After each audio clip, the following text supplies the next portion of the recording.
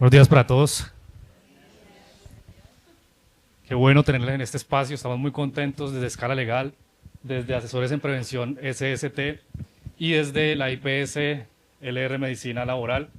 Este espacio es bastante importante para nosotros porque confluye una unión de fuerzas para llevar una información valiosa para nuestros clientes, nuestros aliados, nuestros amigos y cercanos en eso tan importante que hoy por hoy tenemos, que es la reforma laboral, todo el tema de la medicina laboral como ha modificado en este corto lapso de tiempo.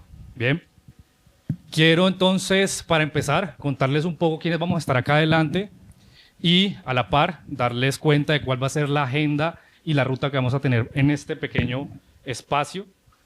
Lo primero, me presento, mi nombre es Sebastián Gutiérrez, soy abogado, especialista en Derecho Comercial de la Universidad Externado de Colombia y actualmente estoy bajo la dirección de Escala Legal. Me acompaña Sharon Guzmán, ella es abogada de la Universidad Javeriana de Cali, también es especialista de la Universidad Externado de Colombia en Derecho Laboral y Relaciones Industriales. Además, ha sido asesora corporativa y pertenece a una de las firmas más importantes en Derecho Laboral de Colombia, Godoy Córdoba, como abogada asociada. Sharon, bienvenida. También. Muchas gracias, Sebastián. ¿Ahí nos escuchan bien o suena muy duro? Listo. Muchas gracias por el espacio. Estoy muy contenta de estar acá. La idea es que nos podamos llevar datos importantes prácticos para el ejercicio de la función empresarial. Y nada, cualquier cosa, pues con muchísimo gusto aquí estamos para servir. Gracias. Por otro lado también tenemos a Alejandro Restrepo, también es abogado de la Universidad Javeriana de Cali. Tiene estudios en materia societaria y es asesor corporativo en materia laboral. Alejo, bienvenido y muchas gracias por estar en el espacio. No, muchas gracias, Sebas, muchas gracias a todos. Espero que sea un espacio bastante fructífero y bueno, poder aportar desde esta área a desenredar este tema. Bien, entonces quisiera, previo a contarles cuál va a ser nuestra agenda, como ya se los había dicho, un poco hablar sobre el contexto en el que se da esta reforma laboral, ¿sí? Ha sido un trasegar casi de 2 años o más, donde hemos visto que las posturas que hay frente al gobierno, por supuesto, han sido casi que disímiles, ¿no? Y hoy por hoy tenemos un texto normativo que nace con varias previsiones, tal vez con mucha cautela, por supuesto, y en atención a la necesidad seguro del contexto que tenemos hoy por hoy en Colombia, ¿no? Incluso se pensó en su momento tener este texto legislativo a partir de unas ideas y unas propuestas que quizá no eran propias desde el punto de vista constitucional, ¿sí? Un mecanismo de participación ciudadana que buscaba de alguna forma que la reforma laboral saliera avante, cosa que a todas luces, desde el punto de vista legal, no iba a ser posible, ¿sí? Esto seguro da cuenta de, y es un poco tal vez lamentable, la celeridad con la que se trabajó este texto, porque van a ver en adelante con la información que le vamos a presentar, que hay muchas cosas que han sido discutidas y que están siendo discutidas, y que por conducto de esta tal vez carrera legislativa, quiero llamarle de esta manera, hoy por hoy pues tenemos muchas dudas frente a cómo se va a dar esa aplicación. Bien, teniendo esto en cuenta, quiero también contarles que esto no supone una asesoría legal, sino que va a ser una presentación de perspectivas, ¿sí? Entonces, si necesitan asesoría legal, nos hablan y estaremos en contacto, bueno. Entonces, ya teniendo eso claro, el índice temático que tenemos propuesto para esta mañana y jornada, primero vamos a empezar con algunas perspectivas en el orden internacional sobre 2 puntos particulares que quisiera que tocáramos y luego vamos a hablar sobre unos aspectos en materia de seguridad y salud en el trabajo, pero muy pequeños como breve introducción. Luego vamos a hablar de uno de los aspectos más importantes para nosotros, que es el impacto económico que ha generado la reforma laboral con todos estos cambios tan importantes que tenemos, ¿cierto? En esto vamos a hablar sobre la jornada laboral, vamos a hablar sobre el contrato de aprendizaje, vamos luego a hablar sobre el régimen simple laboral, unas modificaciones interesantes, luego sobre las licencias remuneradas y finalmente vamos a hablar sobre los auxilios, ¿sí? Particularmente nos vamos a centrar en el auxilio de conectividad. Luego pasamos a la contratación laboral y finalmente cerramos con procesos disciplinarios y algunos temas varios si es que el tiempo nos apremia. ¿Perfecto? Entonces, en ese orden de ideas y teniendo ya claro cuál va a ser nuestra hoja de ruta, quiero presentarles, en las diapositivas están viendo una perspectiva internacional sobre la jornada laboral en países de Latinoamérica. Eso es importante tenerlo en cuenta porque estamos viendo que en Latinoamérica hay una tendencia y esto es producto quizá de cómo estamos entendiendo el derecho laboral a lo largo del globo, ¿sí? Principalmente por cómo está funcionando al día de hoy la jornada máxima laboral, y la tendencia indica que justamente lo que tenemos al día de hoy es que los países están buscando reducir la jornada laboral, ¿sí?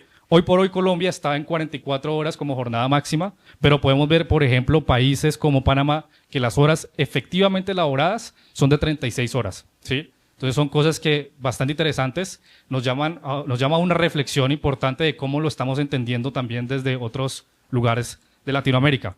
En Chile, por ejemplo, tenemos que se ha acogido una reforma reciente, se ha debatido la reducción a la jornada a 40 horas, estas jornadas. República Dominicana está en un 15%. En el caso de Colombia estamos en un 35%. Y Panamá, nuevamente, con unas condiciones bien interesantes, seguro de orden macroeconómico, está sobre el 50%. ¿Sí? Por otro lado, tenemos unos datos importantes sobre los accidentes fatales y no fatales por cada 100.000 trabajadores en Latinoamérica. Y hay una incidencia de lesiones profesionales fatales por cada 100.000 habitantes.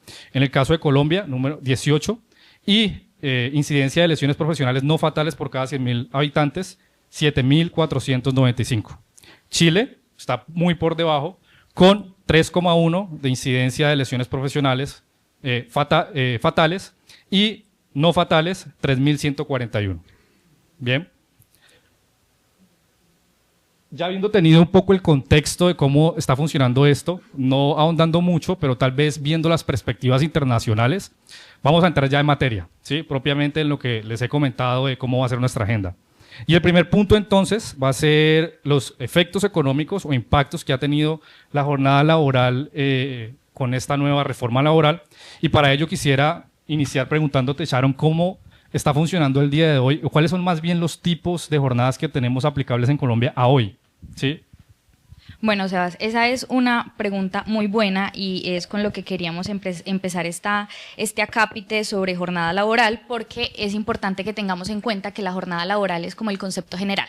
Entonces vamos a diseccionar ese concepto y vamos a hablar de qué es la jornada ordinaria y la máxima legal, que muchas empresas no entienden la diferencia y podemos estar pagando más de lo que en realidad deberíamos estar pagando. Entonces hablamos de jornada ordinaria, la que se pacta entre las partes, es decir, la que pacta el empleador con el trabajador y la que queda ajustada en el reglamento de trabajo o en el contrato de trabajo o en la circular, el mecanismo que se quiera. ¿Por qué es importante? Porque a veces la jornada ordinaria se pacta por debajo de la máxima legal. Entonces, ¿cuál es la recomendación práctica que se pueden llevar de la distinción de estos dos conceptos? Es que por curarse en salud, el reglamento, los documentos que regulen este concepto siempre se especifique que la jornada será la máxima legal. Sí, no hablamos de jornada ordinaria, sino que hablamos de jornada máxima legal. ¿Cuál es el concepto de trabajo suplementario? Entonces, ya tenemos entendido cuál es la jornada, la máxima legal, la que dispone la ley, y tenemos un concepto que es el trabajo suplementario. ¿Cuál es el trabajo suplementario? Todo el que exceda esta jornada máxima legal.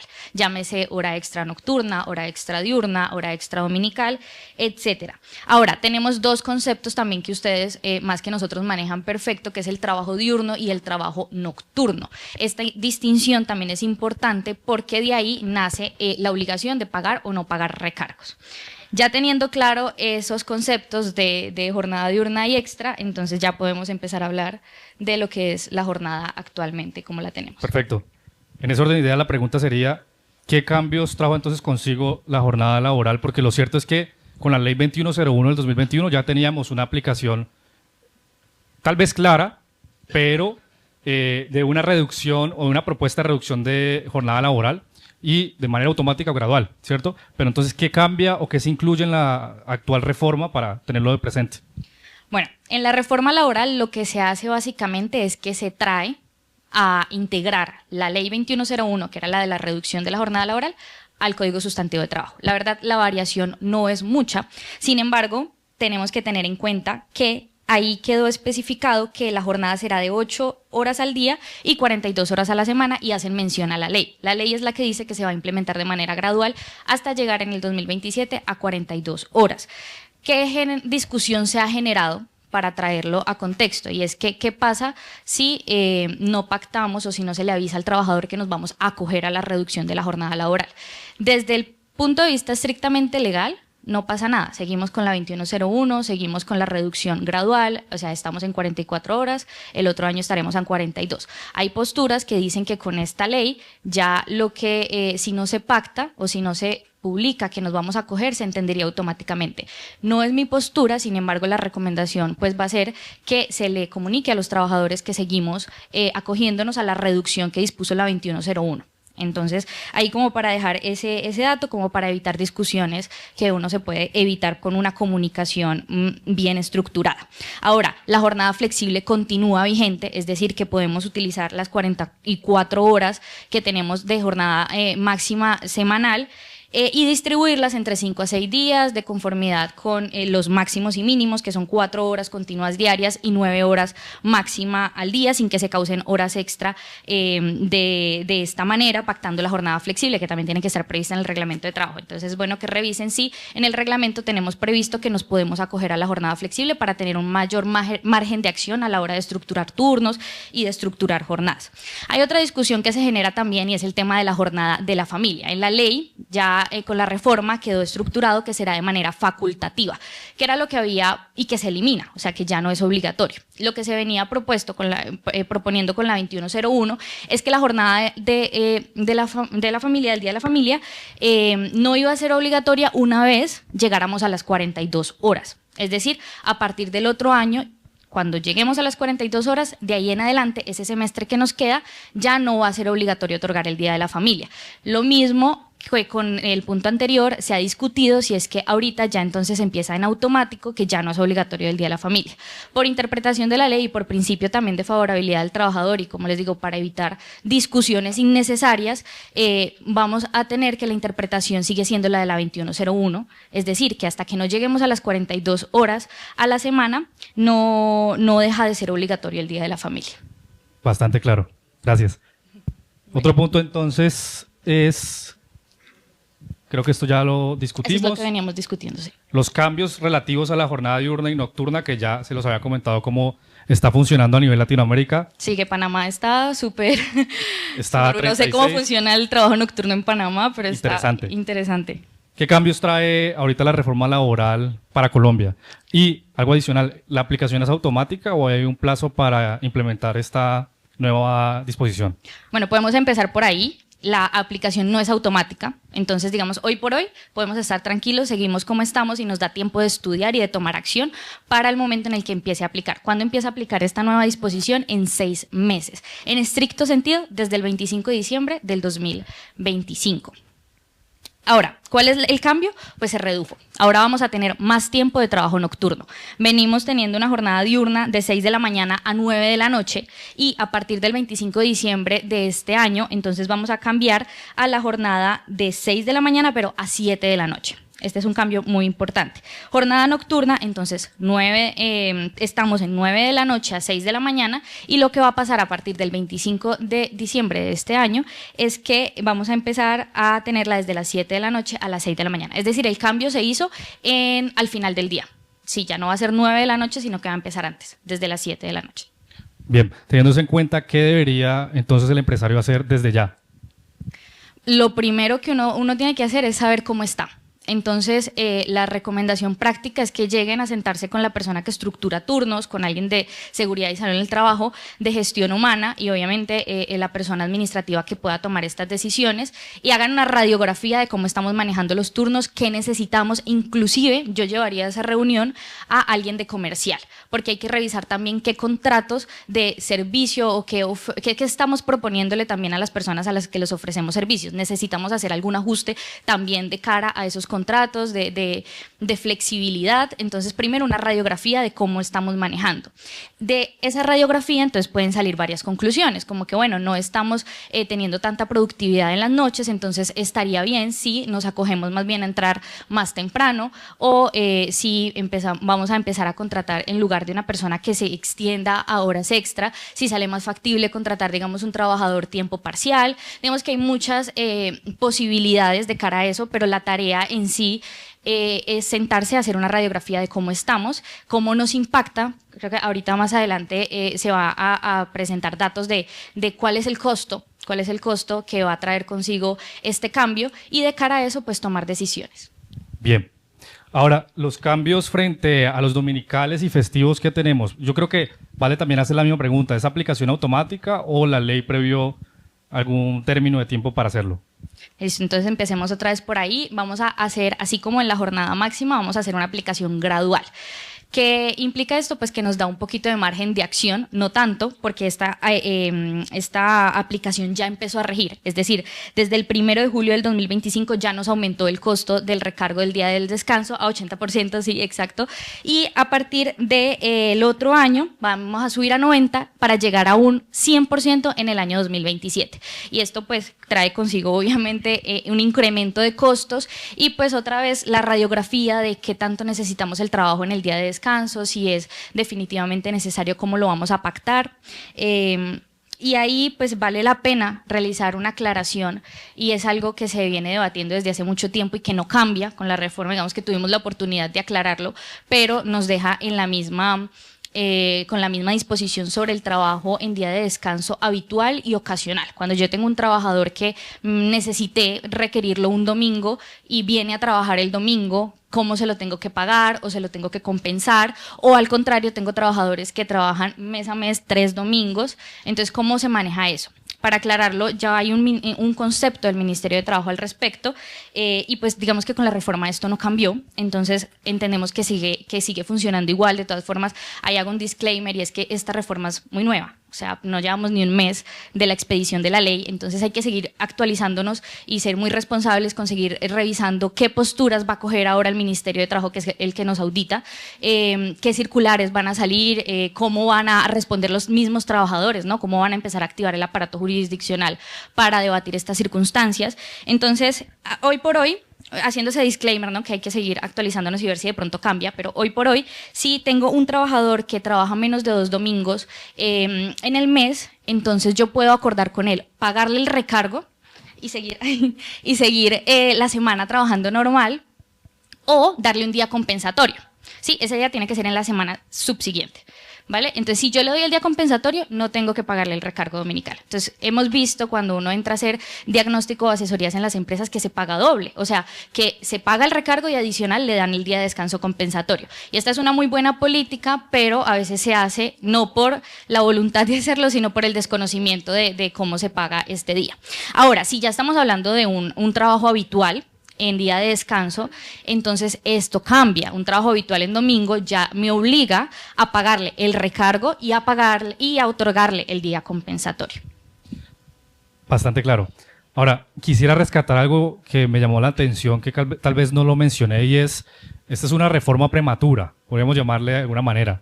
Porque, y rápida y contra la política y presionados tal cual, y de todo. Tal vez a vísperas electorales, pero bueno, eso yo creo que lo dejamos para otro espacio. Pero lo importante aquí es saber que estamos sobre la base de un texto reciente y que por supuesto va a suceder que vamos a tener posturas del Ministerio del Trabajo, seguramente la jurisprudencia de la Corte Suprema de Justicia nos va a dar lineamientos sobre muchos puntos, pero al día de hoy es lo que tenemos y sobre la base de eso estamos trabajando, ¿no? Entonces, en ese sentido hay que tenerlo muy, muy en cuenta porque seguramente vamos a tener cambios en adelante, recordando que no llevamos tal vez menos de un mes de la reforma, ¿sí? Entonces, muchas gracias. Ahora vamos a pasar a un punto bien interesante que creo yo que es el punto de dolor, ¿sí? ¿Cuánto nos cuesta?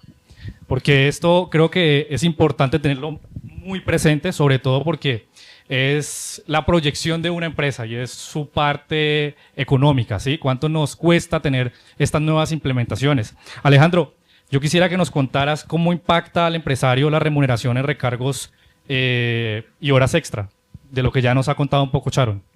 Sebastián, muchas gracias. También un saludo a todas las personas que vinieron y están aquí presentes, a todos los que están conectados. Yo creo que, así como lo ha dicho Sebastián, este es el punto álgido y yo creo que crucial para todas las empresas, porque en últimas va a ser cómo tiene un impacto directo pues, en mi operación y qué ajustes, pues, por supuesto, se van a tener que hacer para tales efectos. Yo creo que lo primero que hay que entrar a ver es que con la implementación de la Ley 2101 ya la reducción no es de 1 hora como venía siendo desde el 2021, sino que es de 2. Entonces, de entrada, el golpe es más fuerte. ¿Por qué razón? Porque es que la hora ya me está costando actualmente 6.470 pesos. Eso vale 1 hora de trabajo hoy por hoy al salario mínimo, a la jornada máxima legal, como lo explicaba mi colega, lo que nos implica un aumento de base del 4.5% del costo de la hora. ¿De acuerdo? Y ahora entrando en materia de los recargos, pues lo primero que hay que decir es que el recargo por hora extra diurna, que es del 25%, hoy por hoy solamente el recargo sin considerar lo que adiciona la hora, nos representa 1.618 pesos adicionales. Y si nosotros sumamos eso a lo que cuesta la hora que les acabo de decir con el aumento del 4.5%, más el recargo por hora extra diurna, tenemos que esa hora nos va a costar 8.088 pesos. Y por supuesto también tener en cuenta que se tienen 3 horas menos de jornada diurna por el mismo cambio que Sharon explicaba. Por otro lado, frente a la hora de recargo nocturno, pues está al 35%, tenemos que eso nos implica 2.265 pesos adicionales por hora, que la sumatoria de esas dos son 8.735 pesos, y por supuesto también decir que también las empresas van a tener que asumir más horas nocturnas, implicando pues ese sobrecosto por lo mismo del cambio de la jornada diurna y nocturna. Y finalmente, para el recargo dominical o festivo, por más, creo que si bien la reforma no la subió al 100%, pues esa subida va a ser gradual. Entonces, año a año se va a subir. Primero, se tiene que ajustar al 80%. Desde entrada, si se van a liquidar estas horas, tienen que ser al 80%. Pero a corte de julio del 2027, es decir, el primer año de entrada pues, en vigencia de la reforma, se va a tener que subir al 90% y luego al siguiente año al 100%. Tal cual con el 80% como está, eso nos implica un costo adicional de 5.176 pesos y 11.647 ya sumándolo o incorporándolo al valor de la hora pues, que les comenté. Entonces, pues sí hay que tener en cuenta que, por supuesto, también cuando existen combinaciones de horas dominicales, festivas, que puedan ser nocturnas, pues también va a tener ese aumento adicional. Perfecto, muchas gracias. Para recoger un poco rápidamente, para ir avanzando en el temario, como conclusiones tenemos entonces que, primero, la modificación de la jornada diurna y nocturna va a estar. Segundo, el incremento del recargo por trabajo domingos y festivos. Y tercero, lo que ya les ha comentado, el cambio de la reducción de la jornada. Entonces, importante 3 puntos a tener en cuenta. Número 1, un diagnóstico de cómo está la compañía, una auditoría laboral de cómo están esos asuntos laborales dentro de cada compañía. Número 2, muy importante, planificar con anticipación. Si bien tenemos esta aplicación transitoria, esperando a que llegue el día del cambio, tenemos que empezar desde ya, ¿sí? A planificar, a ver cómo están funcionando esos turnos dentro de las empresas. Y finalmente, por supuesto, hacer todo el cambio dentro de sus reglamentos internos, que eso va a ser bien importante y ahorita más adelante lo vamos a tocar. Bien, siguiendo entonces con la agenda propuesta, otro de los cambios que trajo consigo la reforma y que ha sido bien debatido es el contrato de aprendizaje. Ya con varios de nuestros clientes hemos estado discutiendo sobre esos temas y creemos que ha sido tal vez un tanto complejo entenderlo por las implicaciones que ello tiene, pero sin duda alguna pues tenemos unas claridades importantes, ¿cierto? Lo primero que hay que decir frente a este contrato de aprendizaje es que al día de hoy es un contrato laboral, de naturaleza laboral especial, le llama la ley. Y esa connotación de especialidad seguramente es por cuenta de cómo lo entendemos desde el escenario de la práctica, desde las fases que tiene cada aprendiz en su escenario de práctica, la fase lectiva, y seguramente por las formas en cómo le llamamos a cada uno de esos elementos. Alejandro, ¿cómo funciona el día de hoy ese contrato, ya teniendo en cuenta que es un contrato especial laboral a término fijo? ¿Qué otras consideraciones hay en relación a ello, sabiendo que es un contrato laboral? Gracias, Sebas. No, lo primero ahí es decir que es el cambio más impactante de la reforma de cara a la carga prestacional, y es decir, como bien lo decía Sebastián, el contrato de aprendizaje hace una transición de ser un contrato que no tenía naturaleza laboral, sino que era un contrato de aprendizaje con un apoyo de sostenimiento que no era constitutivo de salario, y el empleador solamente antes de la reforma tenía que asumir en fase lectiva salud, el aporte a salud, y en fase práctica, dependiendo del convenio con la entidad, si era SENA, ARL y salud, y pare de contar. Y teniendo en cuenta que el apoyo de sostenimiento para tales efectos en fase lectiva era el 50% del salario mínimo y después en fase práctica del 75%. ¿Qué pasa hoy?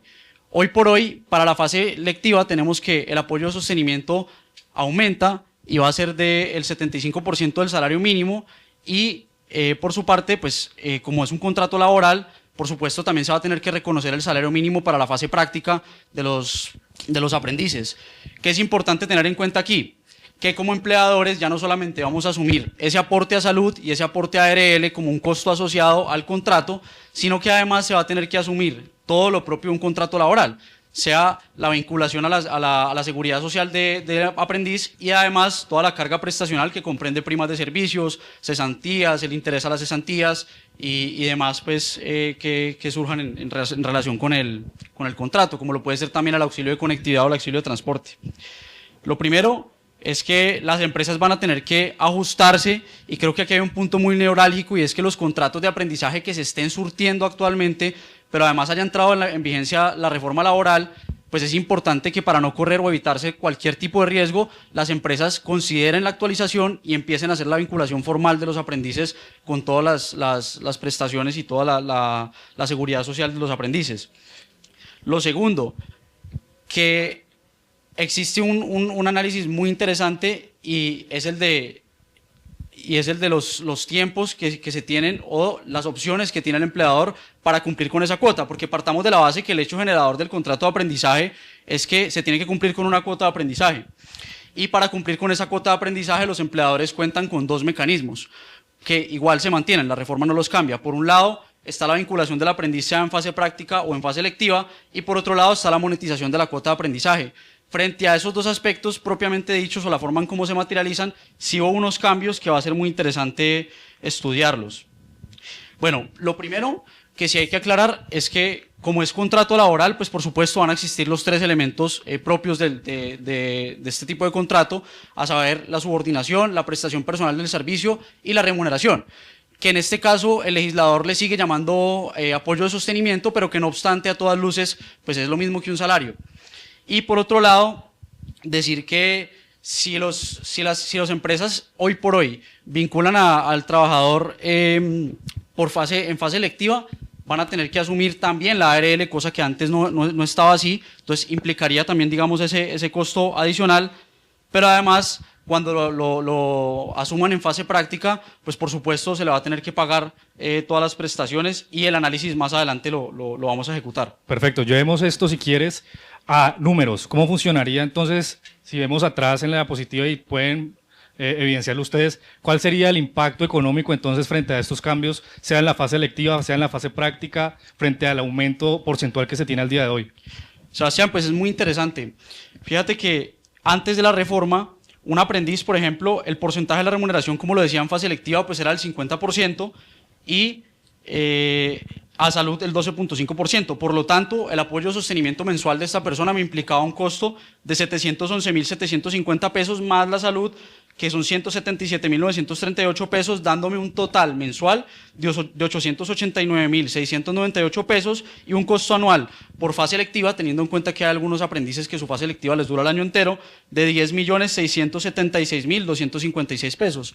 En contraste, con la reforma, en fase lectiva, yo a ese mismo aprendiz lo voy a tener que vincular ya no al 50%, sino que me sube al 75% del salario mínimo, y además voy a tener que pagar, como bien lo decía, ARL más salud, que de todas formas la ARL pues no es un costo asociado, al igual que la salud, al igual que la pensión, un poco más alto sobre el porcentaje del salario, sino que está asociado al nivel de riesgo del aprendiz.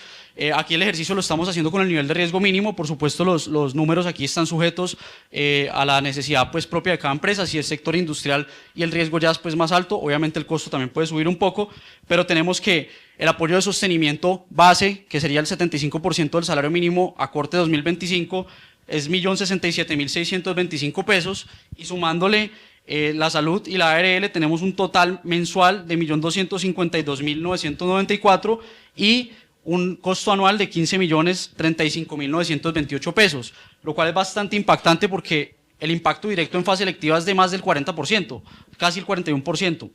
Ahora, frente a la fase práctica, como bien lo decía, este es el golpe más duro que se van a llevar las empresas, por lo que ya he mencionado antes. Y el ejercicio aquí es el siguiente. Antes de la reforma teníamos que era el 75% del salario mínimo con salud y ARL, y para de contar, no se hacía ningún otro pago adicional. Entonces, en ese sentido, ¿cuánto me estaba implicando el costo a mí de un aprendiz en fase práctica? Primero, el 75% del salario mínimo, que son los mismos 1.067.625 pesos, y en este caso tenemos que son más el aporte de salud, 1.252.993 pesos, y en este caso, como la fase práctica se surte en 6 meses, pues en 6 meses eso me implica un costo directo de 7.517.958 pesos. Ahora, con la reforma sí sube bastante, por lo mismo que digo que se suben bastante también los mismos costos asociados, y es que además de salud y ARL, pues van a estar toda la sumatoria de las prestaciones sociales y de la seguridad social del aprendiz, dándonos un total mensual por trabajador a salario mínimo, o sea, al 100% del salario mínimo, de 2.268.881 pesos, y un costo semestral, o sea, es decir, todo lo que me costaría, digamos, cumplir la cuota de esos 6 meses, de 13.613.286 pesos, en este caso un impacto del doble de la fase electiva, que es el 81.06%. Correcto. Bien, quisiera hacer una pregunta al auditorio. ¿Quiénes están obligados a llevar aprendices? Ok, interesante. Perfecto. Empezar a planear. Muy bien, gracias Alejandro. Una pregunta rápido. ¿Los contratos de aprendizaje vigentes al día de hoy se convierten inmediatamente en contratos de trabajo? Sebas, pues es muy interesante porque, como en muchas otras cosas, la reforma aquí guardó silencio. Y es decir, no nos está diciendo de qué manera se va a implementar este cambio. Por lo tanto, creo que hay dos posiciones. Hay una posición más orientada a los gastos y las necesidades propias de la empresa, y hay otra posición más conservadora. Por supuesto, desde el área legal siempre vamos a optar por esta posición que mitigue la mayor cantidad de riesgos, y lo más conservador, que como bien les mencionaba antes, lo mejor sería desde ya empezar a hacer toda la vinculación y afiliación al sistema de seguridad social y empezar a realizar el pago de prestaciones sociales, cosa que con el tema de prestaciones sociales y particularmente las cesantías, más adelante tal vez vamos a alcanzar a abordar un poco cómo se pueden liquidar las cesantías para estos efectos. Perfecto. Ahora, en cuanto, creo que podríamos pasar a la cuota, o más bien a la monetización. Un poco cuál ha sido ese impacto, qué resulta más conveniente al día de hoy, cómo funcionaba antes, y quisiera saber cuál sería la recomendación entonces para el empresario. Primero, saber si es mejor tener la cuota cena o en su lugar acogerse a la monetización. Sebas, pues es muy interesante. Yo creo que es muy difícil saber o decirle a la empresa qué es mejor, sabiendo que las necesidades de cada sector son distintas. Si usted necesita la fuerza de trabajo efectiva del aprendiz, pues por supuesto va a ser un costo que, además de tener que asumir por cumplir con la cuota, pues también le va a tener el beneficio, le va a traer el beneficio de sumar fuerza de trabajo. Pero si la empresa no requiere los servicios del aprendiz y por el contrario puede prescindir de los mismos, pues es muy interesante ver qué fue lo que hizo la reforma. Porque si bien estaba pensada para formalizar la vinculación de los aprendices e incentivar a las empresas a contratar aprendices, pareciera que el efecto que se logró fue el contrario. ¿Y por qué razón? Porque antes era el 75% del salario mínimo y la monetización era el 100% del salario mínimo, lo cual yo sumándole salud y ARL, que muchas veces la ARL la podía asumir la entidad, si eran privadas, si era el SENA siempre, pues por supuesto la empresa la asumía, pero siendo entidades privadas también uno podía ahorrarse ese costo, pues en todo caso, a todas luces, era un poco más costoso monetizar. Y entonces la empresa tenía que decir, bueno, si yo no necesito a esta persona, si es un tema de pronto disciplinario me está generando dificultades, hemos tenido incluso muchos casos en escala con aprendices que no son de fácil manejo, pues entonces las empresas monetizaban asumiendo ese costo adicional, cosa que en la reforma cambia porque hoy por hoy la monetización de la cuota de aprendizaje quedó al 150% del salario mínimo, es decir, 1.5 veces el salario mínimo. ¿Qué pasa? Cuando yo monetizo la cuota, yo estoy monetizando el valor directo sobre el salario mínimo, pero no estoy asumiendo la carga prestacional y la seguridad social. Por lo tanto, poniendo en contraste todo lo que me implica el salario mínimo más toda la carga prestacional versus el 150% del salario mínimo, pues creo que ahí la cifra lo deja muy claro. Y es decir, en materia del valor del aprendiz hay un aumento del 70.45% directo. Y en cambio, si yo monetizo, antes tengo una disminución del 5%. Entonces creo que ya va a ser muy interesante que cada empresa tome pues, las decisiones y saque las propias conclusiones, como digo, de acuerdo a la necesidad, pero a todas luces pareciera que se está incentivando más no contratar aprendices. Muchas gracias. Sharon, una pequeña pregunta sobre este aspecto.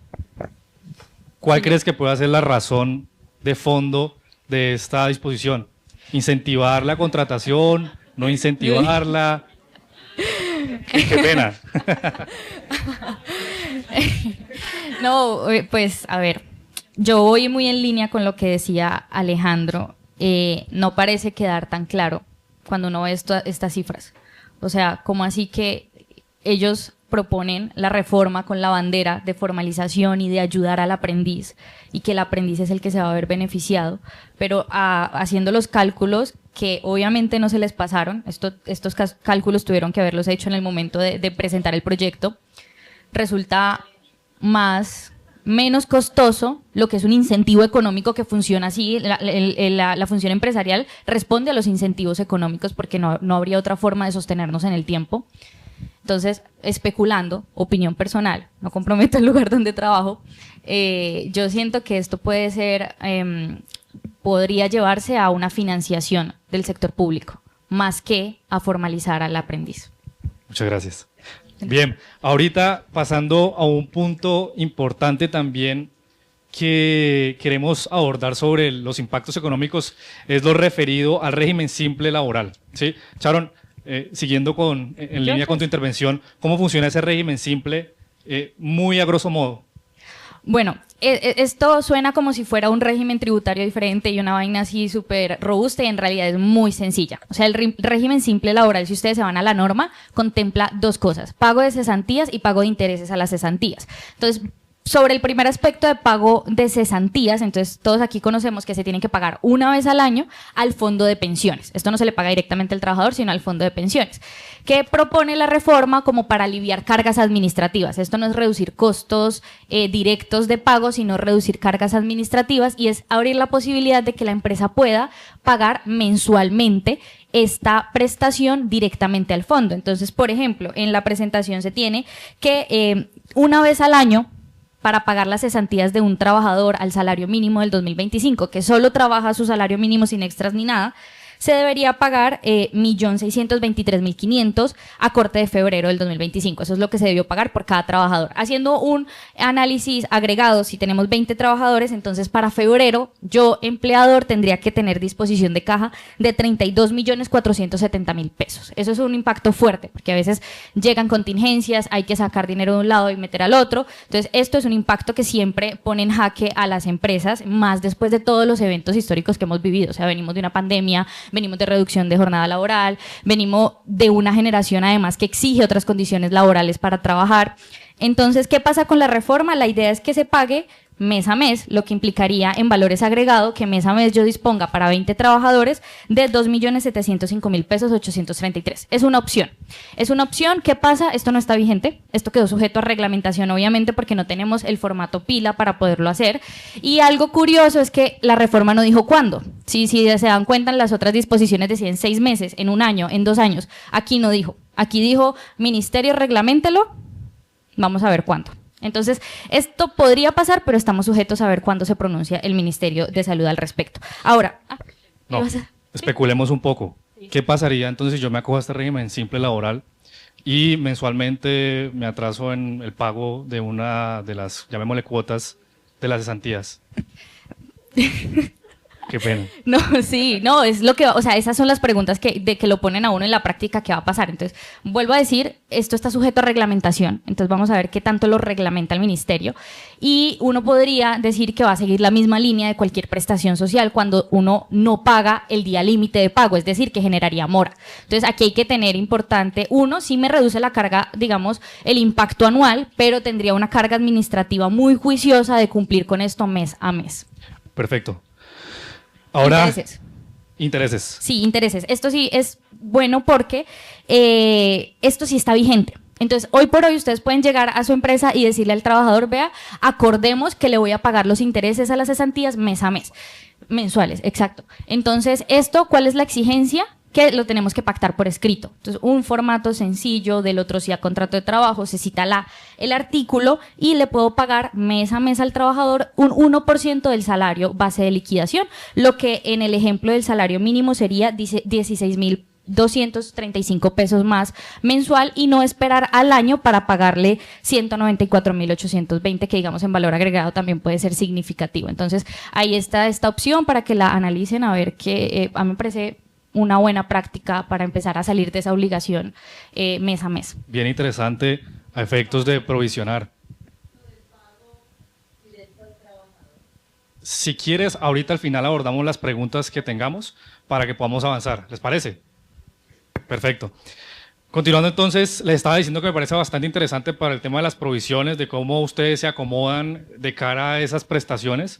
Me parece que va a ser interesante ver cómo funciona esto en la práctica, ¿no? sujeto a reglamentación, como ya nos decía Charo, entonces vamos a ver qué va a pasar en adelante. Otro aspecto bien interesante también, que no podríamos tal vez en este momento verlo económicamente, pero seguro va a ser un impacto económico, y es las nuevas licencias remuneradas que trae ahora la reforma laboral, ¿sí? Una de ellas, Sharon, es la licencia para citas médicas de urgencia o programadas, y hay un punto bien interesante que ha sido bien discutido y nos lo preguntan nuestros clientes, este tema de la endometriosis, ¿sí? Que fue bien discutido en el entorno político. ¿Cómo va a funcionar esto de cara al empleador y al trabajador? Bueno, cuando se presentaron las propuestas de proyecto de reforma desde hace años, porque venimos con muchas propuestas de proyecto de reforma laboral y pasan una y pasan otra y pasan otra, se había propuesto en algún momento... Claro que sí. Entonces, respecto de la licencia por citas médicas, me distrae, la endometriosis, sí.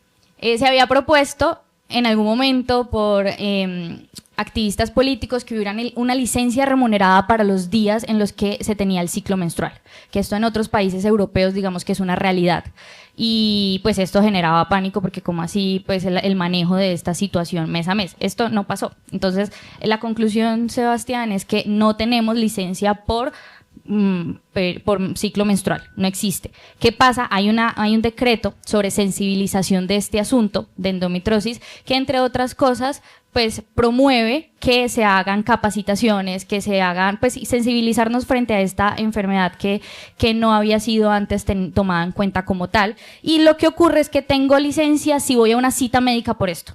Entonces, independientemente de la enfermedad, tengo licencia remunerada para ir a la cita médica, pero especialmente para estas, pues también aplica.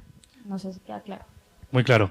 Ahora, siguiendo con estas licencias, hay una también que resulta interesante, importante resaltar, y es la referida a la atención de obligaciones escolares. Alejandro, quisiera que me contaras qué tipo de obligaciones y tal vez cuál va a ser el efecto frente a esta licencia. Muy a grosso modo, por favor. Sebastián, pues este tema es muy interesante y para no ahondar mucho en ello, creo que puede quedar claro de la siguiente forma. Si bien es cierto que existe ahora una licencia para situaciones escolares, no es menos cierto que no puede ser para cualquier situación, porque el texto de la reforma nos dice que tienen que ser situaciones en donde la institución educativa requiera de manera obligatoria la presencia del acudiente. Entonces, ¿qué tenemos aquí? Primero, un requerimiento de la entidad educativa, que puede ser formal, preferiblemente como empleador se va a tener que pedir al trabajador esa prueba. Además, tiene que ser en calidad de acudiente, es decir, no puede ser, si la persona no es el acudiente o no es la persona indicada o no es la persona que está siendo requerida en el escrito, luego tampoco va a ser la persona que se va a autorizar. Y por último, pues por supuesto que obedezca o esté dentro del marco de una situación escolar. Entonces, a todas luces creo que aquí lo que tienen que cuidar mucho las empresas pues es que no terminen pidiéndole permiso para ir al festival del colegio, que van a recaudar dinero, que van a hacer cualquier actividad en donde realmente no es necesario que el trabajador sea ausente, sino que se entre a mirar muy bien, caso a caso, realmente si la entidad está requiriendo o no está requiriendo al trabajador, y también, por supuesto, no está de más decirlo, tanto en la ley como en el reglamento interno de trabajo de las empresas tiene que quedar consignado que es deber de los trabajadores probar y acreditar esta situación por escrito.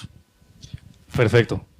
Eso va a conllevar entonces tener que actualizar las políticas internas, en este caso el reglamento interno de trabajo.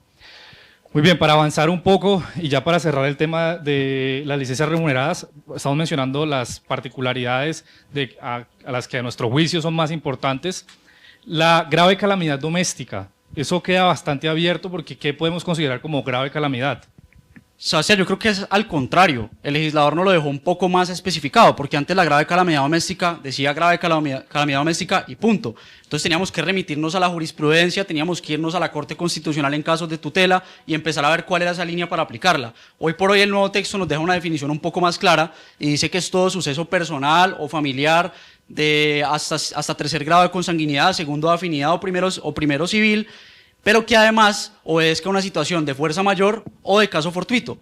¿Qué significa o qué implica esto? También de cara a cuándo la empresa está obligada o no a conceder esta licencia. Implica, si es caso fortuito o fuerza mayor, que sea una situación de dos condiciones, y trataré de ser muy sencillo porque nosotros somos muy buenos en enredar las cosas, pero es decir, una situación que sea imprevisible e irresistible. Imprevisible en el sentido de que el trabajador amaneció y no sabía que le iba a pasar lo que le pasó. Por supuesto, en este caso es personal o familiar, también está ese adjetivo legal. e irresistible en el sentido de que no había nada más que pudiera hacer, sino que él personalmente tenía que atender esta situación. Por más, también hay que decir que estos permisos, y esto no lo cambió la reforma, pero son de hasta 3 días máximo por mes, 3 días hábiles máximo por mes, no se le va a dar al trabajador por más, y además es diferente a la licencia de luto. Gracias. Para continuar entonces y darle progresividad a esta agenda que tenemos, el impacto ahora económico frente al auxilio de conectividad. Rápido, ¿cómo va a funcionar al día de hoy, Sharon, este auxilio? Bueno, esto lo venían reconociendo algunas empresas, pero equivale al auxilio de transporte para personas que teletrabajen. Entonces, si se llega a discutir qué le tengo que pagar a un teletrabajador, auxilio de transporte o auxilio de conectividad, la respuesta es auxilio de conectividad. Y es por el mismo valor, y además la ley hace la claridad de que se tiene que pagar uno u otro. Es decir, si tengo un trabajador híbrido, solamente le tengo que pagar uno, no los dos. Perfecto. Una pequeña conclusión rápida sobre este punto. Importante empezar a revisar cómo va a funcionar esto a futuro, ¿sí? Empezar a hacer números, como podemos llamar, para ver qué va a ser más eficiente para las empresas, ¿sí? Tenerlo muy presente desde ya, porque aunque tenemos una aplicación transitoria, como ya lo decía, pues lo cierto es que desde ya hay que pensarse cómo van a hacer estas modificaciones al interno de cada organización. Cada sector seguro tiene su manejo específico y eso tiene que revisarse sí o sí. Ahora bien, ya pasando un poco al siguiente punto, avanzando de manera ordenada, vamos a hablar sobre las modalidades de contratación. El contrato a término indefinido sigue siendo tal como está. Lo que buscó la reforma un poco es incentivar la formalización y la estabilidad laboral. Lo cierto es que al día de hoy eso puede ser bastante discutido porque eso, la estabilidad laboral no lo asegura una modalidad contractual. Lo asegura tal vez políticas de bienestar, lo asegura seguramente la forma en cómo está vinculado ese trabajador a esa organización, cuál es el tratamiento que tiene interno. Y eso es bien interesante entenderlo porque al día de hoy lo que se quiso es, a través de los cambios frente al contrato a término fijo y al contrato hora-labor, es que pues se diera lugar a que la formalización fuese más estable, la estabilidad como tal. Bien, entonces teniendo eso en cuenta, uno de los cambios o más que cambio, una de las cosas que hubo ahí interesantes frente al contrato a término indefinido es que ahorita el trabajador tiene la obligación de preavisar la terminación del contrato, cosa que pues no es una modificación sustancial porque ya estaba en el Código Sustantivo del Trabajo y además pues no tiene ninguna consecuencia legal. Entonces en últimas es un saludo a la bandera porque el trabajador no tiene una consecuencia de alguna manera. Entonces, el preaviso del trabajador al empleador es un sinsentido al día de hoy. ¿Cómo cambia rápidamente, Alejo, en contratación laboral el contrato a término fijo? ¿Qué es la prórroga pactada? ¿Qué es la prórroga automática? ¿Y cuál es la implicación? Bueno, creo que aquí es bastante interesante hacer el mismo ejercicio, la misma línea de ver cómo estaban las cosas antes de la reforma y luego cómo quedaron las cosas después de la reforma. Antes de la reforma, el contrato a término fijo no tenía un límite temporal, por lo tanto, las empresas podían prorrogarlo el número de veces que estimaran conveniente, con la salvedad de que a la tercera vez el contrato tenía que prorrogarse por un término no menor a un año. Es decir, yo podía prorrogarlo por menos de un año hasta la tercera vez y la cuarta ya tenía que ser por un año más, ¿de acuerdo? Pero nunca estaba obligado a hacer un cambio contractual. Entonces, ese era el estatus antes de la reforma. Ahora, con la reforma hay un cambio bastante interesante por lo que decía Sebastián, de ver realmente cuál es el propósito detrás de esta reforma y es entender que hoy por hoy se pusieron otros 2 límites. Primero, se amplió el número de veces que se puede prorrogar, ya no son 3, sino que son 4, pero además se puso un límite temporal. Y ese mismo límite temporal hace que después del 4º año, independientemente del número de veces que yo lo haya podido prorrogar o las combinaciones que yo haga de meses, después del 4º año, ese contrato automáticamente se va a convertir en un contrato a término indefinido. Y esto es muy interesante verlo a la luz de los 2 factores que mencionaba Sebastián, y es que también en la reforma se habla de 2 tipos de prórrogas distintas. Luego, primero está la prórroga automática, que para ser muy sencillos en la definición, pues es aquella en la que las partes guardaron silencio y por lo tanto la ley ejecuta esta prórroga de manera automática, y luego la prórroga pactada, que es aquella en la que las partes, pues previo aviso, deciden prorrogar el contrato de trabajo. ¿Qué pasa o qué cambia? Cuando tenemos la prórroga automática, y aquí para todos efectos es importante hacer un ejercicio, por favor, pasas a la siguiente, y es ver un contrato de trabajo,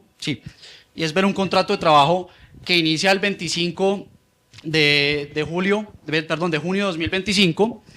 Si yo trabajo con la prórroga pactada, ¿cómo puede funcionar? Para efectos prácticos trabajamos con un ejemplo de 2 meses. Es un contrato a término fijo de 2 meses.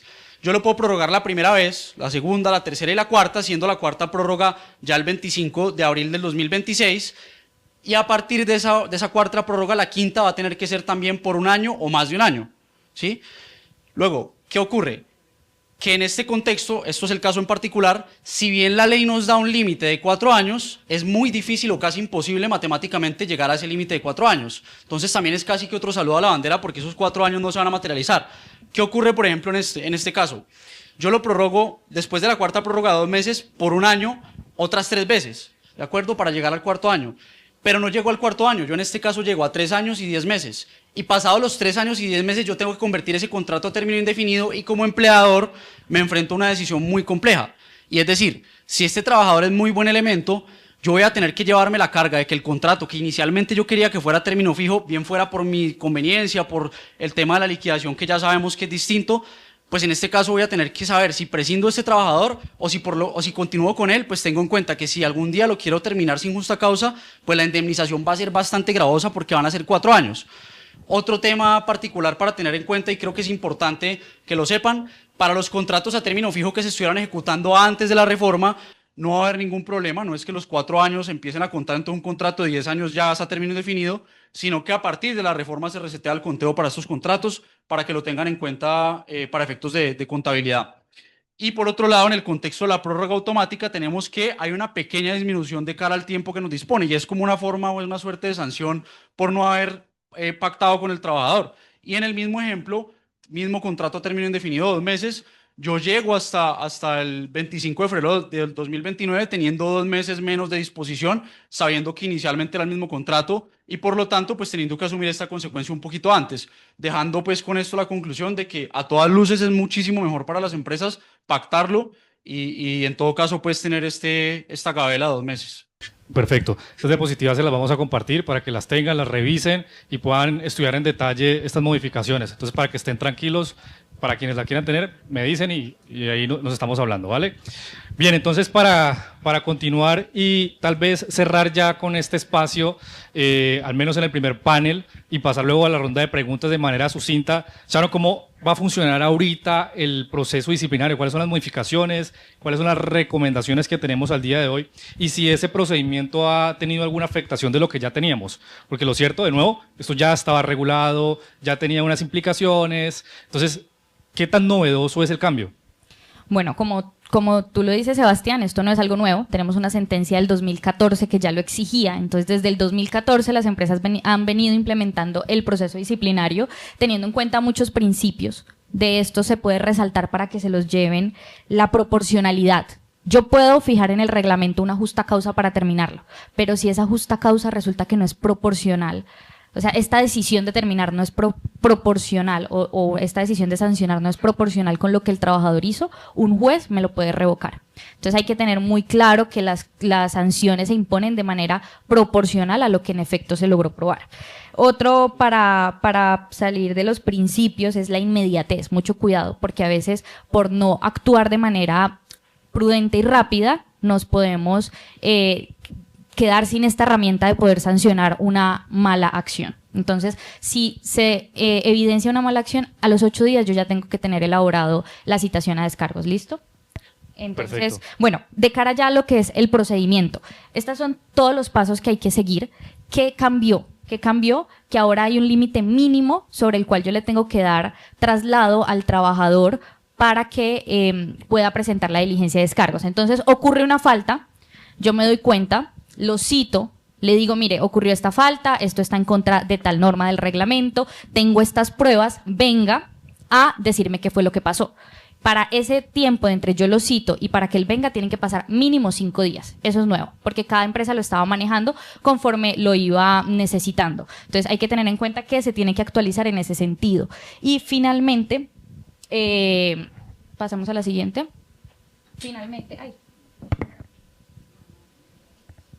Finalmente, ¿qué cambió? Mínimos, sí señora. Mínimo. Mínimo. Yo Ya ahorita hago respondemos las preguntas. Hago una pequeña aclaración. Recordemos que hoy por hoy, en el panorama legal, tenemos tres posibilidades de proceso disciplinario. Puede ser a través de los descargos presenciales o la diligencia de descargos presenciales. Estos descargos también pueden ser virtuales, es decir, que se puede celebrar a través de cualquier plataforma como Zoom, Teams, Google Meets, etcétera, pero también pueden ser escritos.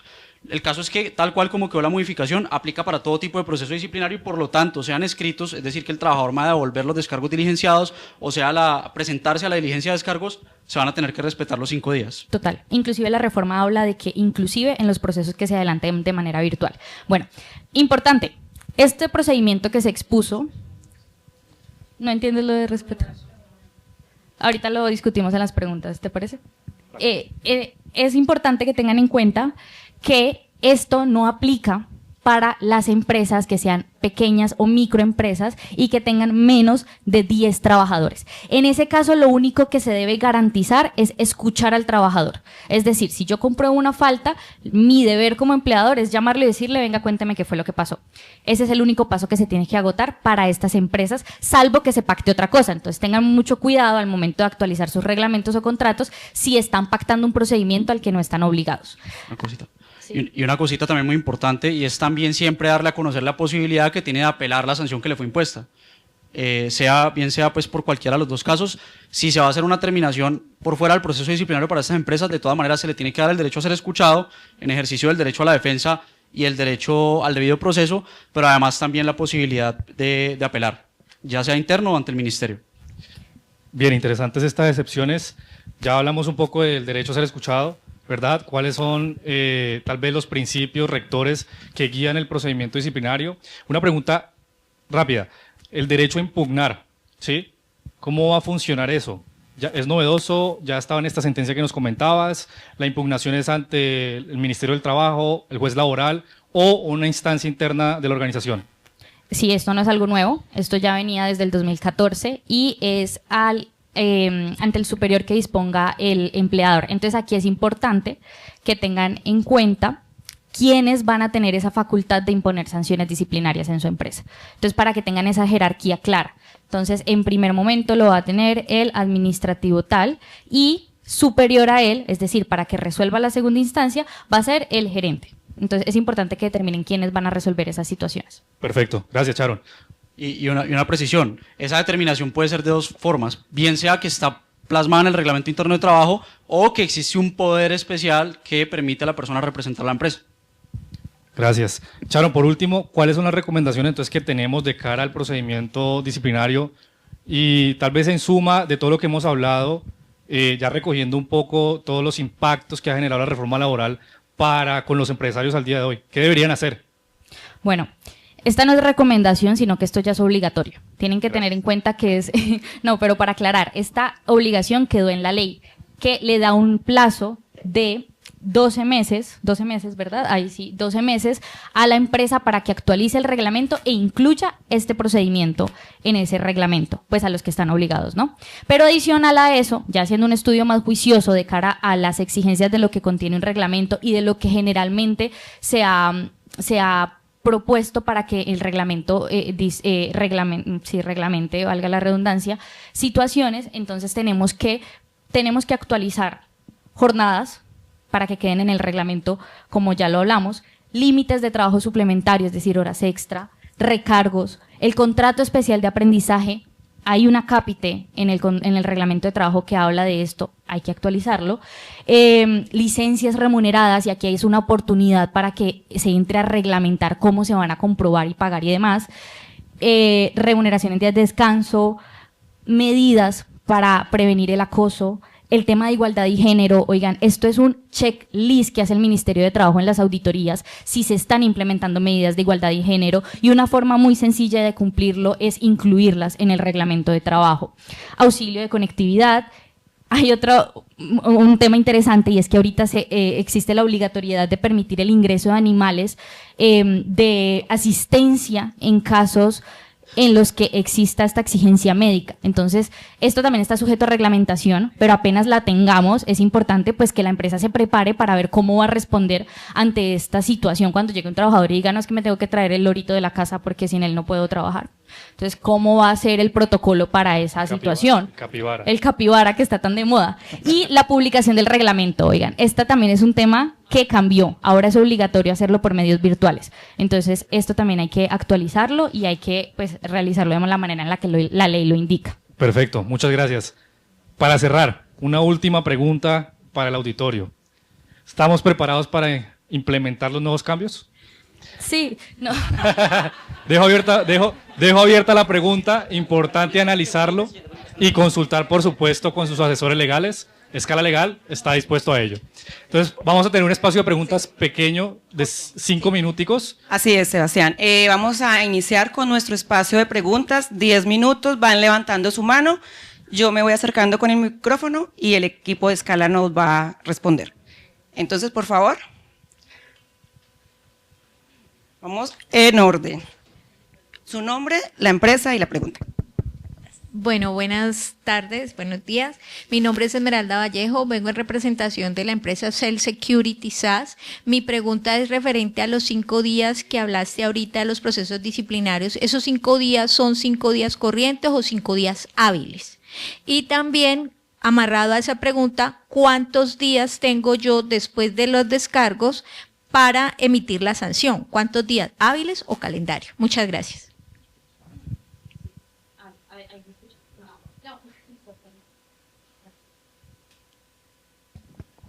Bien, la ley no hace la distinción y cuando la ley no hace la distinción se entienden hábiles. Entonces hay que tener eso previsto. Son hábiles, muy buen apunte, la verdad. Sí, señor. Y si quieres, frente a ese tema, como bien lo decía mi colega, pues está el principio de inmediatez y la ley luego tampoco nos dice un tiempo prudencial, pero generalmente en la práctica comercial lo que se está manejando son 15 días máximo.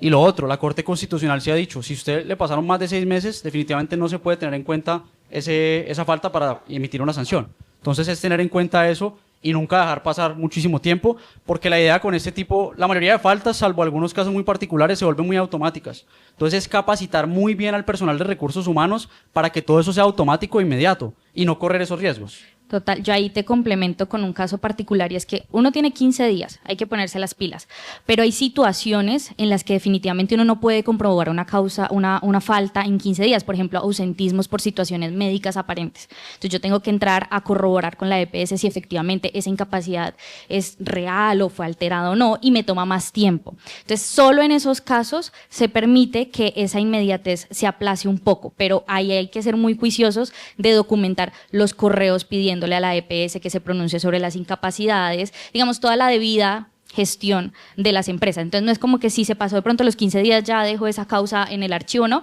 digamos, hay que revisar caso a caso, pero principalmente 15 días máximo. La ley tampoco dice 15 días, pero es lo que jurisprudencialmente se ha venido trabajando, como decía Alejandro. El artículo 23 de la Constitución Política habla del derecho de petición y se utiliza como referencia porque dice que usted le tiene que contestar en 15 días. Entonces, para todos los temas en los que la ley guarde silencio, por analogía, generalmente se aplican los 15 días. Es como decía Charles, no es que sea obligatorio, pero de todas maneras, pues siempre es mejor guardar esa prudencia y evitarse, pues, por supuesto, alguna tutela por parte del trabajador por una indebida sanción. Con gusto. Buen día. Son 2 preguntitas muy cortas. Una, jurídicamente, ¿cómo se manejaría el contrato por concepto de teletrabajo que beneficia al empleador? Y la segunda es ¿cómo manejamos en los contratos de servicio la seguridad social?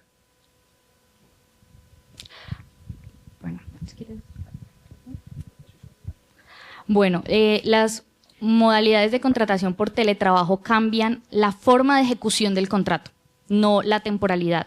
Entonces podemos contratar, por ejemplo, un teletrabajador a término fijo 2 meses. Eso estaría perfecto. O a término indefinido. Entonces, el teletrabajo tiene varias modalidades, hay que revisarlas una a una, a ver cuál se ajusta y ajustarnos también a la duración que necesitemos, o inclusive si se necesita por obra labor un teletrabajador también es perfectamente factible. Sobre seguridad social se ha dicho mucho, pero hoy por hoy estamos igual que antes. Es el contratista el que tiene la obligación de pagar su seguridad social. Y lo otro es que, a a falta de estipulación expresa en el contrato de trabajo, pues también juega un papel fundamental el reglamento para fijar las reglas. Si yo sé como empresa que yo voy a estar contratando trabajadores en esta modalidad y quiero favorecerme como empleador, no de cara a vulnerarle derechos a los trabajadores, por supuesto nunca recomendaríamos eso, sino para dar un margen mayor de acción, porque es más difícil comprobar faltas, es muy difícil saber si está sentado trabajando o se fue a tomar un café. Pues se pueden implementar ciertas medidas, registros de horas, por ejemplo, se pueden registrar reuniones programáticas cada 2 horas para saber que la persona efectivamente está ahí, y son ya medidas que se ajusten, pero siempre obviamente con la recomendación de que queden sujetas al reglamento interno, para no decir que fue algo que no se había dicho en las condiciones, porque pues el reglamento interno es un anexo al contrato de trabajo de todos los trabajadores. Perfecto, gracias.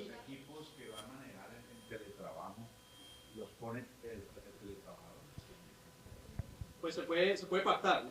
Se puede pactar y depende de la necesidad de la empresa. Yo creo que si la empresa puede darlos, está perfecto, pero si en caso de que el trabajador los vaya a aportar o los tenga, sería bueno dejar esa precisión en el contrato. Y frente a la segunda pregunta de cómo se maneja la seguridad social de los contratistas, yo creo que hay 2 escenarios. Hay un escenario de alto riesgo y un escenario de bajo riesgo. En contratos de prestación de servicios de bajo riesgo, yo como empresa puedo estar tranquilo y como agente retenedor, pues le practico la retención del 10%, que hoy por hoy el estatuto tributario tiene vigente. Pero si por el contrario es un riesgo muy alto, pues muchas empresas lo que hacen es que, aunque no estén obligadas, y hago la aclaración, la reforma finalmente no tocó el asunto de la prestación de servicios, máxime cuando el Estado tiene a todo el mundo por prestación de servicio, entonces se pegan un tiro al pie donde lo hagan. Entonces, en ese sentido, lo que se puede hacer es tal vez manejar el tema de ARL para evitarse algún tema de un accidente, o estar involucrado pues responsablemente con las causas del accidente, pero en todo caso la empresa pues no está obligada a pagar la seguridad social de los contratistas independientes, toda vez que el contrato de prestación de servicios es un contrato de naturaleza civil y no laboral. Gracias, Alejandro. Continuamos con las preguntas. Sí, buenos días. Mi nombre es Fabián López. Quería preguntarte si yo deseo separar o echar un trabajador de mi empresa sin justa causa, ¿todavía se puede seguir haciendo? Obviamente indemnizándolo. Y otra es, ¿a partir de cuántos trabajadores debo contratar yo un estudiante del SENA? Gracias. Listo. Entonces, por supuesto, el despido sin justa causa sigue intacto en el Código Sustantivo del Trabajo, y nos dice que cuando ese despido es efectivo y no tiene justa causa, luego yo tengo que reconocer la indemnización. Sabemos que para contratos por hora labor o término fijo, pues es el tiempo que faltara para terminar la ejecución de la hora labor, o el término que faltara para la terminación del contrato, y para el término indefinido, pues van a seguir siendo los mismos 30 días de salario por el primer año laborado y 20 días por los subsiguientes, y en proporción igual al tiempo laborado. Entonces, pues digamos que ese tema no cambia. Los trabajadores mínimos para contratar aprendizaje son 20 trabajadores. 20. A partir de 20 necesitamos cuota SENA. Y por cada 10 adicionales debo contratar a otra persona al SENA. Sí. Entonces ahí es jugar mucho con el tema de la actualización de información de cara al SENA. Yo creo que es muy positivo, y una práctica también muy buena en las empresas es tener un contacto en el SENA. Lo puedo decir yo incluso en mi ejercicio profesional, de las mejores entidades con las que se puede trabajar es con ellos. Son muy amenos, te dan espacios de capacitación y además te dan inclusive muchas veces la posibilidad de escoger tus aprendices. Entonces, para todos los efectos, pues creo que es importante tenerlo muy mapeado y sobre todo estar actualizando mi nómina. Perfecto. Vamos a responder 2 preguntas más y así damos continuidad a la capacitación. Gracias. Luz García, Logistics SAS. Mi pregunta es frente al tema del pago directo de las cesantías. Es como volver a hacer el seguimiento que antiguamente tenían las empresas, ¿no? Es como complicarse, o qué nos pueden comentar ustedes frente a ese tema. Gracias. Bueno, pues mira, la finalidad de la norma es, al contrario, reducir trámites administrativos. Entonces, si uno tiene implementado un buen sistema de nómina, hablando desde externo, porque eso lo manejan las personas de nómina, a mí me parecería una buena práctica pagarlo mensualizado. Y cuando ya se termina un contrato, digamos, antes de la fecha límite para consignarlas, yo ya no tengo que hacer el cálculo para cuánto le tengo que pagar al trabajador directamente, sino que eso ya está pago. Entonces, digamos que eso de cara a cada quien cómo maneje administrativamente su empresa. Debería hacerse el análisis, pero yo creería que es más sencillo.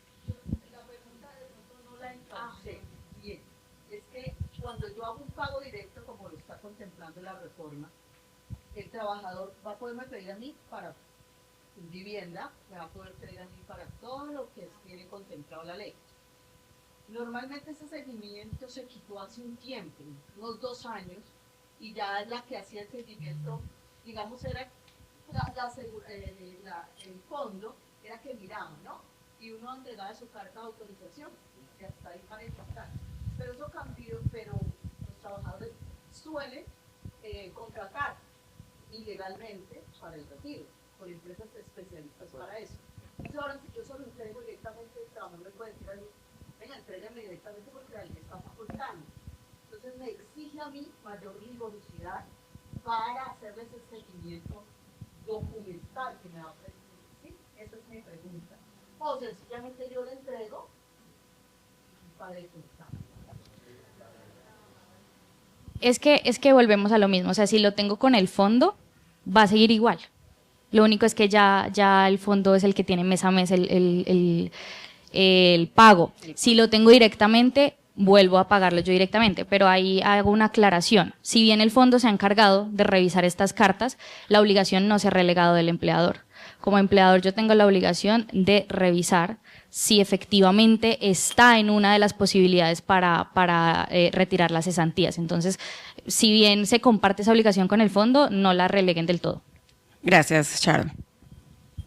Muy buenos días, mi nombre es Nicolás de GC Pharma Limitada y tengo una pregunta respecto a la seguridad social de los aprendices SENA en etapa lectiva. Me mostraron el cuadro que se paga dependiendo del nivel, me imagino el nivel 1 0.55, y la pregunta es si el ARL es riesgo laboral a un estudiante en etapa lectiva que nunca se presenta a la empresa, ¿por qué se le pagaría un ARL? Me gustaría como entender ese pedazo. Yo sé que ustedes no lo crearon, pero si me pueden explicar. Por favor,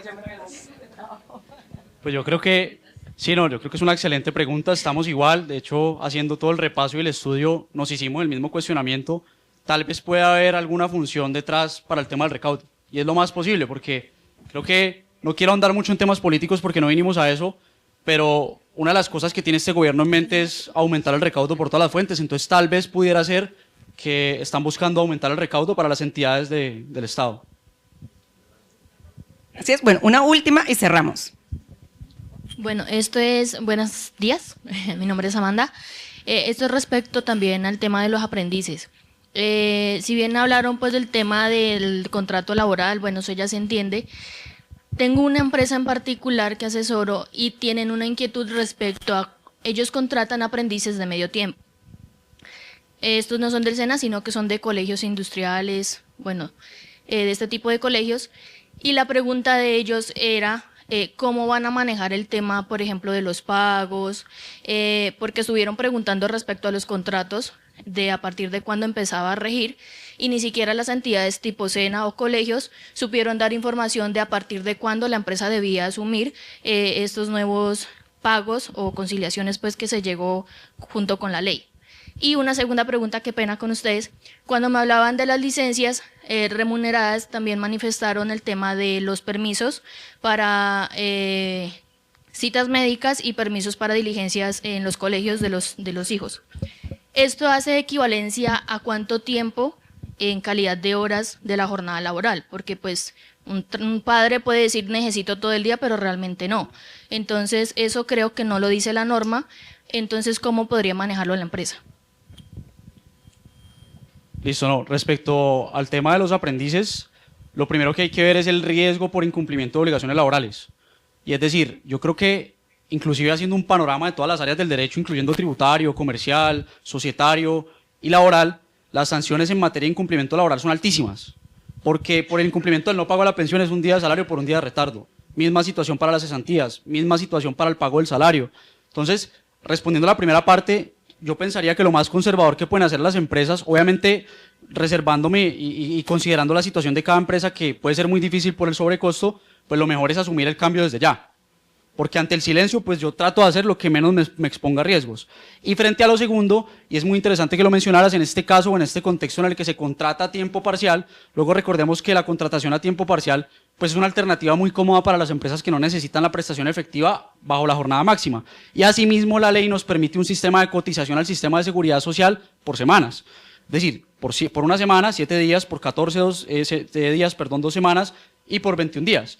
Hasta esos límites yo puedo cotizar por menos del salario mínimo en proporción obviamente al mismo salario mínimo. Entonces sería jugar muy bien con esa figura y también liquidar por supuesto los valores según corresponda. Entonces eso no sé si aclara la primera pregunta. Bueno, respecto a las licencias, como tú lo dices, la ley no dice nada, guardo silencio. Entonces uno que se va a lo que ha dicho el ministerio o la jurisprudencia respecto de citas médicas, se ha entendido un término razonable en una ciudad de 3 horas, que me permite a mí ir a la cita médica, estar en la cita médica y volver, digamos. O lo que se ha pactado con los trabajadores es pida la cita médica o al iniciar su jornada para que llegue al mediodía o al finalizar la jornada para que salga 1 hora antes, que eso es factible para las citas médicas con médico general, o bueno, ahora las EPS están en crisis y digamos que eso ha cambiado un poco, pero digamos que es factible. Entonces ahí es cuando la empresa tiene que ser inteligente y prever todas estas situaciones con el reglamento de trabajo. Entonces si son citas con especialista, perfectamente admisible porque esas citas se programan con tiempo. Y respecto de las jornadas escolares, pues ahí sí estamos en un incierto porque eso no existía antes, pero personalmente creería que se les puede exigir a los trabajadores que en el requisito del colegio se establezca la actividad y el tiempo que debe disponer, pues se requiera la presencia del trabajador. Bien, muchas gracias, Sharon, Alejandro, por esta interesante exposición sobre los cambios que, por supuesto, como ya lo hemos dicho a lo largo de esta intervención, trae muchos cuestionamientos. Nuevamente, estamos preparados para implementar los cambios. Muchísimas gracias.